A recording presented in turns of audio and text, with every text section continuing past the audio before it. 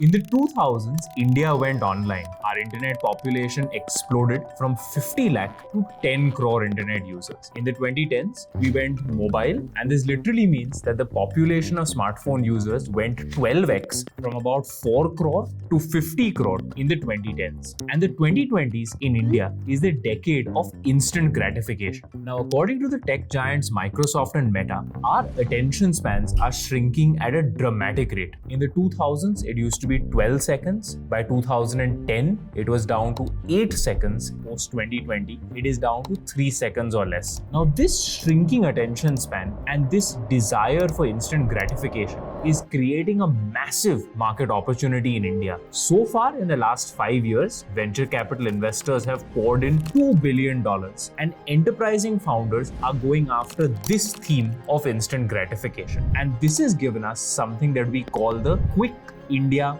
movement. So welcome to Breakdown. Let's get right into it. The Breakdown YouTube channel is part of 01 Media Network, and we're extremely grateful for the support, insights, and inputs that they provide us to make this high quality business journalism.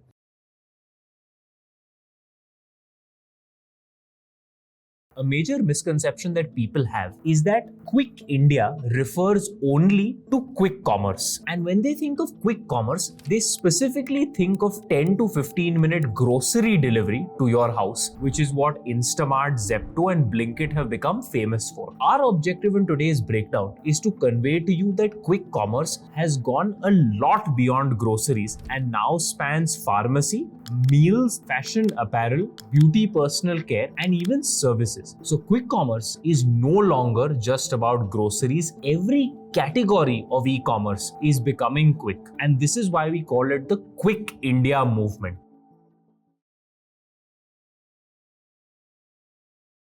Let's begin by looking at quick medicine delivery in India. You are alone at home, you have a really bad headache, your house does not have Crore or any other paracetamol, and this is exactly the problem statement which quick medicine delivery companies are looking to solve. What I described to you was an edge case. The framework that we have to use here is that medicines are of two types. You have prescription medication and you have non-prescription medication. And the reason for ordering medication is also of two types. There is chronic, which is that you have a recurring health condition and you need to order medicines on a regular basis, and acute, which means you have an emergency or one-time or short-term immediate requirement for a piece of medicine. Quick medicine delivery has perfect product market fit for non-prescription medication that is being ordered in an acute scenario. And non-prescription medication for acute scenario is exactly that Crore and headache use case at late night, which I had described to you a few minutes ago. The 30-minute medicine deliveries has a lot of moving parts, and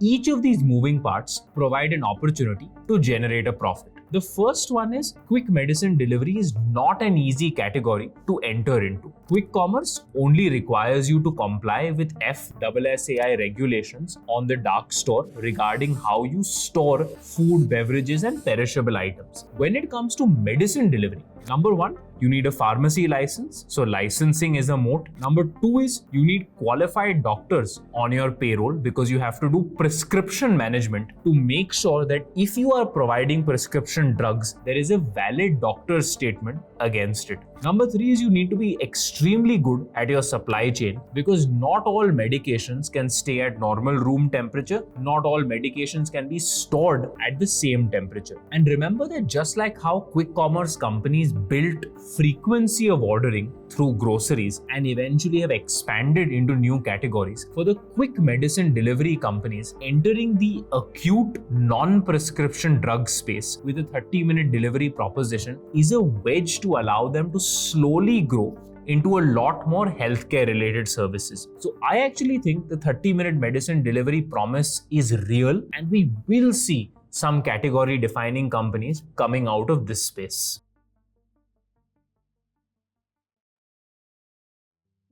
Now that we finished quick medicines, let's move on to quick food delivery. Quick food means you get a delivery of a meal in 15 minutes or less, and this delivery comes from a cloud kitchen that is built specifically for the purpose of delivering food quickly to your doorstep. And by the way, quick food is not small at all. In Swiggy's Q4 FY25 financials, it was revealed that 12% of Swiggy's orders, which ballpark works out to 2.5 lakh orders per day, are powered by Swiggy's Bolt platform. And in February this year, Zepto Cafe reported doing 1 lakh orders per day. So this product market fit for quick food is extremely strong. The final interesting point, the average order values on Bolt are within the same range as the regular platform orders. The reality is a major driver of cost is the last mile delivery. And if you have to deliver food in 15 minutes or less, your kitchen has to of course be located close enough such that the delivery boy can reach in a short period of time. And this proximity of the cloud kitchen to your home or your doorstep is what results in a lower last mile delivery cost, which makes the quick food delivery business viable at scale. So the question here is, why is quick food working? The first one is that the use case for quick food is very different from the use case of you ordering from Swiggy or Zomato. Swiggy or Zomato are full-blown meals. Quick food is not a meal replacement, it's a snack replacement. The next one is that quick food companies like Swish and Snack by Swiggy have solved for something called decision fatigue, which is known as the paradox of choice. Now, the KPI or the key performance indicator for quick food companies, which I have understood from speaking to customers and from speaking to the team members, is the time taken from opening the application to the food reaching you. And because quick food companies like Swish have a narrow curated menu versus the vast never-ending menu of other food delivery platforms, it takes you very little time to decide what you want to buy. And because the quick food delivery companies own their own cloud kitchens, it's a very tight loop from you selecting what you want to the kitchen preparing the meal because it's a limited menu to the items reaching your house. And this reduces cognitive load, which a lot of Swish and other quick food delivery customers tell me is a prime motivator for them wanting to order on Swish. So the key question here is,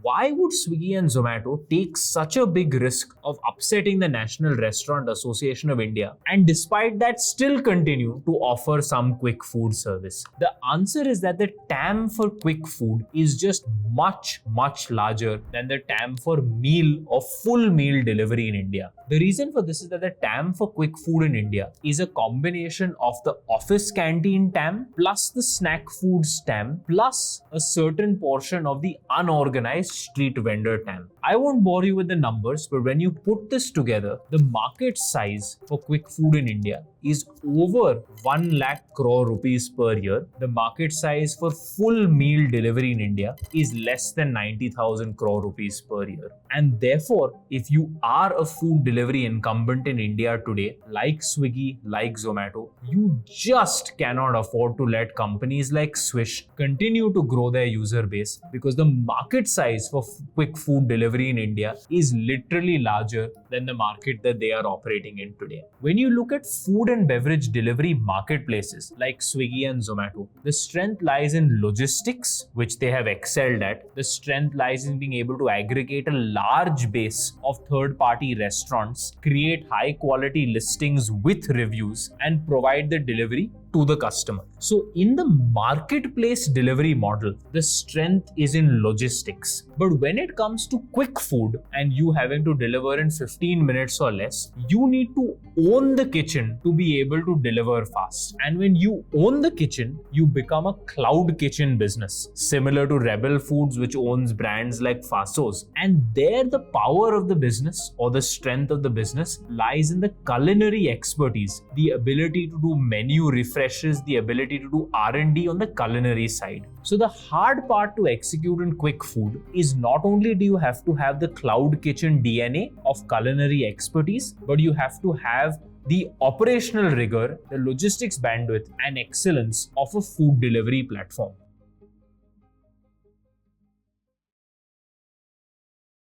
Next, we move to quick fashion delivery. It's very important for me to explain the difference between fashion and apparel at this point. So apparel refers to chaddi, ganji, your underwear, your socks, a belt, anything that's basic or functional. Accessories refers to something like your sunglasses, which quite frankly you might be able to buy on quick commerce, but I can't because my sunglasses are numbered. Fashion, on the other hand, refers to dress wear, seasonal wear, something that is slightly higher quality, which you often need to try once before you buy. Something like this polo top would not qualify as fashion. It is more of apparel because I know my standard size and I can easily purchase this without even going in store or even trying the product. The incumbent fashion e-commerce platform Myntra has its own quick delivery service known as mNow. mNow by Myntra is now focusing on 30-minute deliveries, and this fully aligns with what their CEO had said, that they are seeing trend first and premium customers being willing to pay for this quick fashion delivery service. Like we said earlier, apparel is not fashion, but fashion, which is different, requires a few other things. The first is management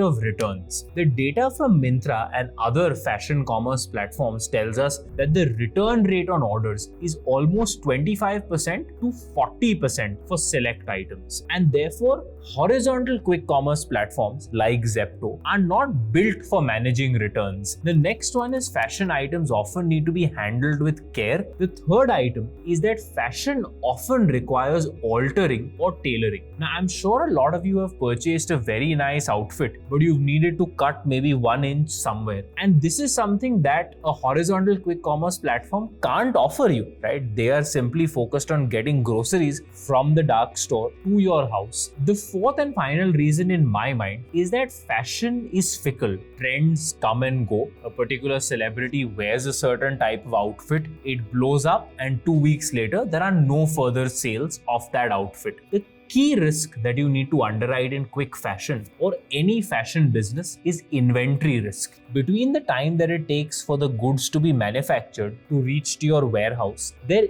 is a risk that the fashion trend just dies and you are stuck with dead inventory. And someone needs to make the call on which outfits are going to be showed on the platform and who is going to take the inventory risk. Now imagine if a person shows up at your house in 10 to 15 minutes to do your cleaning work. There is a legitimate use case to have a cleaner on call or a maid on call or help on call service. An urban company provided us with this experience with a long list of categories like the plumber, electrician, and several other service categories. But imagine getting a cleaner to your house in 15 minutes or less. So no urban company type scheduling on demand, and you actually can today in select parts of the National Capital Region with a company called Pronto, and in certain parts of Powai in Mumbai with a company called Snabbit. I personally think out of everything we've said so far, the use case probably makes most sense for this quick home service, which is to get a maid or a cleaner in 15 minutes to your doorstep. Now, Ayush Agarwal, who's founded Snabbit, is like an India native. He's also seen India's quick commerce journey, and therefore it just made sense for him to go start this company. But Anjali, who is the founder of Pronto, on the other hand, has stayed abroad for many years and decided to move back to India and raise about $2.5 million from Bain Capital Ventures to start her company. Anjali's initial hypothesis is that there's a shortage of people in the service class. But her learning after running a few offline experiments with Pronto is that the shortage of labor is incorrect. There's actually an inefficiency in the labor market where the demand coming from people like you and me is not being matched effectively with the supply of labor. So according to her, a large part of the service class is actually underemployed, which is where Pronto as a business comes in. And the reason that she is given is that unlike an Uber, where you sit in the driver's car, in Pronto, they come into your house, which is your private space, and they are touching your personal property. So what Pronto is focused on is quality through training, safety through verification, and reliability of that 15-minute promise through algorithmic matching of supply to demand. So even the incumbent in this space, Urban Company, has launched its own 15-minute service called InstaMaids, which is available in some parts of Mumbai.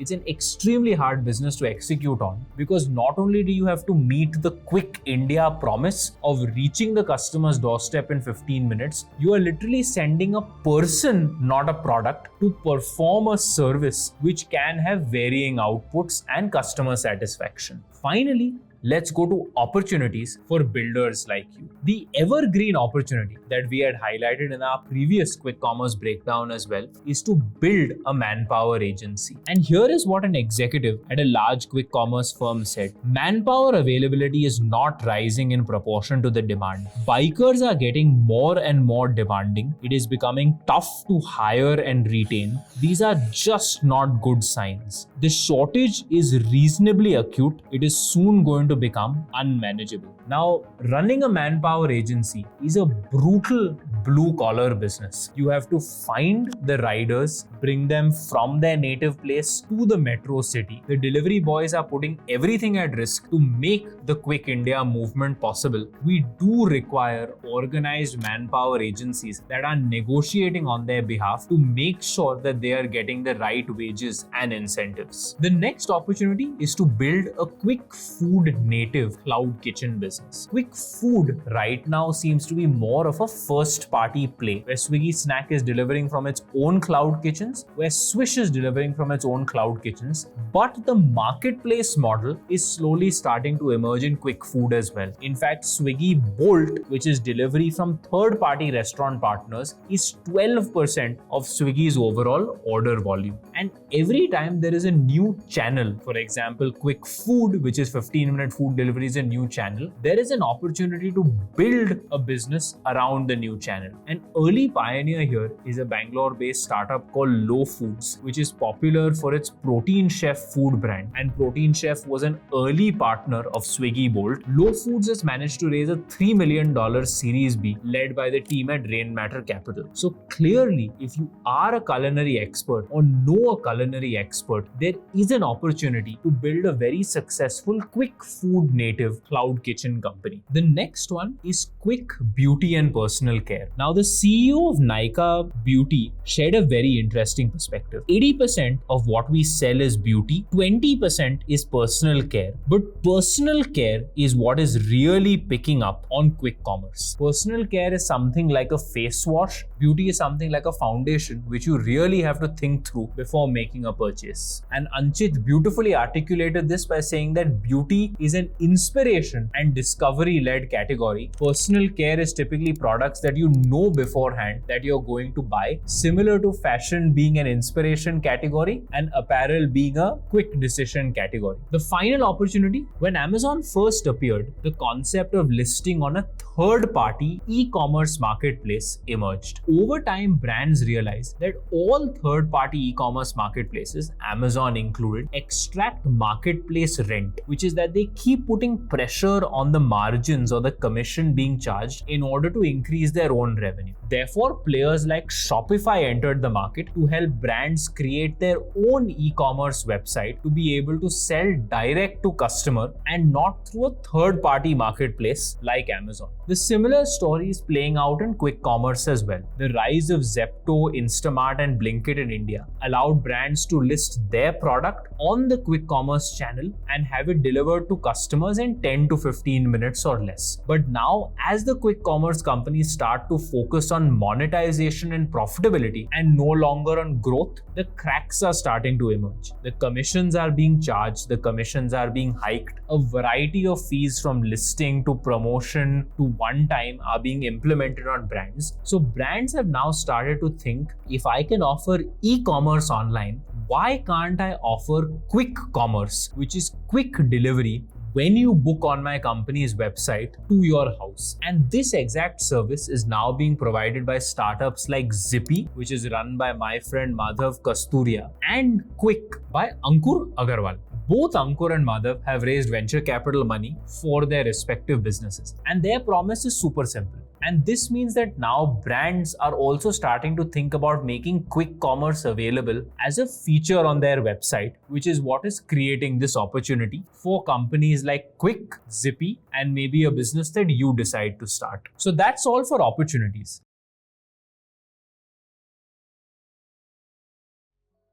I think India is a unique nation where quick commerce is not only surviving, it is thriving. And quick commerce has moved a lot beyond the initial grocery set to a wide range of categories: meals, services, fashion, beauty, personal care. And before we wrap up today, I want you to think about what are the implications of this quick India movement and instant gratification on our life. Imagine being a child today, growing up in a world where you can just pick up your phone and order anything, or even a person to show up at your doorstep at the touch of a button. Is it a utopia or is it a dystopia? All I can tell you is this is the reality of India as it is today because of the Quick India movement. Medicines, meals, and much more. That's all from us today at Breakdown. We hope you enjoyed today's video. We'd love to hear from you in the comments section. What are other topics you would like us to do a breakdown on? Until next time, please do like, subscribe, hit the bell icon so that you can be notified about our next videos. That's all from us. Until next time, thank you.